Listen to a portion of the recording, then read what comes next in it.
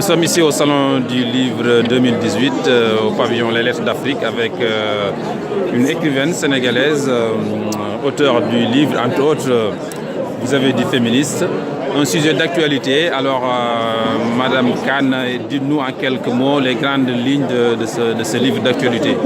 Merci Ibra, merci de me donner l'opportunité de m'exprimer à travers le Salon du Livre et aussi de donner un peu les grandes lignes de cet ouvrage que je viens de publier aux éditions La Matin, qui s'intitule Vous avez des féministes. Il est vrai que la question des femmes est une question brûlante d'actualité en ce moment au Sénégal, avec tout ce dont on parle, les violences sexuelles, les brimades que subissent les femmes. Donc quand j'écrivais ce livre, je ne pensais même pas à ça. J'ai fait un peu une lecture croisée de 4 femmes de lettres qui ont eu à écrire sur la question du féminisme. Maria Mama, bien sûr, Awatsa, Chimamanda Adichie et Simone de Beauvoir. Pour un peu faire le croisement de ce qu'elles ont eu à dire sur le féminisme et puis après voir moi comment je me positionne en tant que Sénégalaise, en tant que trentenaire africaine et Halpula par rapport à la question du féminisme. Il y a un texte qui est publié aujourd'hui, je pense que c'est votre texte sur Le Monde. En quelques lignes, vous dénoncez l'affaire Songué et voilà, bon, c'est une affaire qui choque tous les Sénégalais. Pourquoi ça vous choque en tant que Sénégalaise avant tout et écrivaine aussi? Alors, il est vrai que quand j'ai entendu les propos du professeur Songué, je me suis dit que ce n'est pas possible. Il n'est pas dans son état normal pour dire de telles énormités. Et j'attendais des excuses. Après, il a parlé pour encore plus s'enfoncer. Donc, en substance, le professeur Songué a dit dans une émission de grande écoute, dans une émission très suivie d'Acarlo, qu'il coupe la poire en deux selon ses propos et que si une femme se fait violer maintenant au Sénégal, c'est un peu de sa faute. Qu'on devrait revoir notre habillement, notre façon de nous comporter par rapport aux hommes. Donc moi déjà je me dis qu'un violeur c'est une personne malade, une personne qui souffre d'une pathologie. Et ce ne sont pas seulement les jeunes femmes qui sont violées, les bébés sont violés, les vieilles dames et les personnes voilées. Donc le viol n'a rien à voir avec la façon dont on s'habille et se comporte. Donc je condamne avec la dernière énergie les propos du professeur Songué. C'est pour ça que j'ai écrit cette chronique. Déjà je vais au-delà de l'affaire Songué pour voir un peu la façon dont la femme est vue au Sénégal et tout ce qui entoure la femme. Le soutoura, le monde sont certes de bonnes valeurs, mais des fois on réduit les femmes au silence.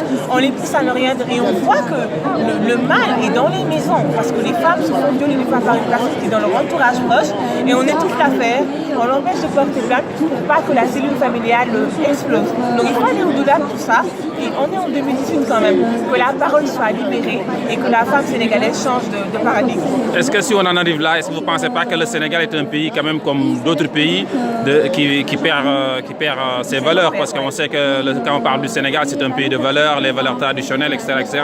Le respect, le diom, l'ongor. Est-ce que vous ne pensez pas juste que en ce moment c'est le Sénégal qui n'a pas plus de valeurs? J'ai l'impression que le Sénégal ça va dans tous les sens. J'ai du mal à reconnaître mon pays. Quand je parcours la colonne fait divers des journaux, je me dis mais dans quel pays on vit? Les gens n'ont plus de valeurs, les gens ne respectent plus rien.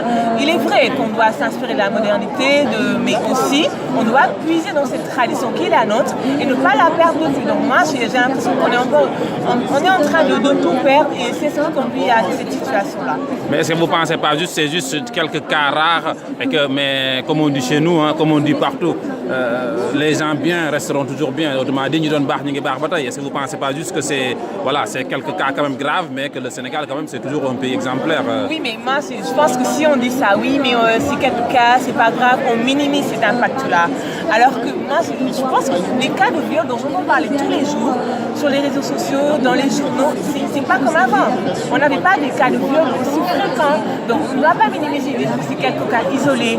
Tant que ça ne nous arrive pas, on ne pourra pas mesurer. Moi je me suis mise à la place de ces femmes qui sont réduites au silence, qui sont violées, qui vivent dans les villages, qui n'ont pas accès à l'info parce que personne n'écoute.